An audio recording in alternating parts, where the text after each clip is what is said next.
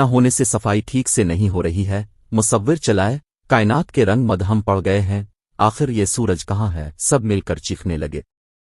سورج نے آرام سے جواب دیا، تم جیسے ناشکروں کے لیے مجھے ایسا کرنا پڑا۔ میری ہی روشنی سے چاند بھی روشن ہوتا ہے، 24 گھنٹے کام میں کروں اور بدنام بھی ہوں، کوئی تعریف کا ایک جملہ بھی سننے کو نہیں ملتا، اب میں یہاں نہیں آؤں گا۔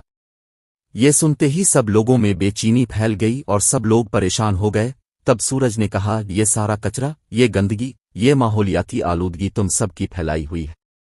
تم لوگوں نے اس زمین کو رہنے کے قابل نہیں چھوڑا، اس کی تباہی کے ذمہ دار تم لوگ ہو۔ جب تک تم لوگ اس کو ٹھیک نہیں کرو گے، میں بھی اپنی حرارت نہیں دوں گا۔ جب تم لوگ معاملات درست کر لو، زمین کو صاف ستھرا کر لو تو مجھے بتا دینا۔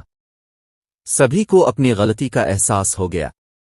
سب نے صفائی کی مہم میں بڑھ چڑھ کر حصہ لیا، کافی محنت اور مشقت کے بعد صفائی ستھرائی مکمل ہوئی۔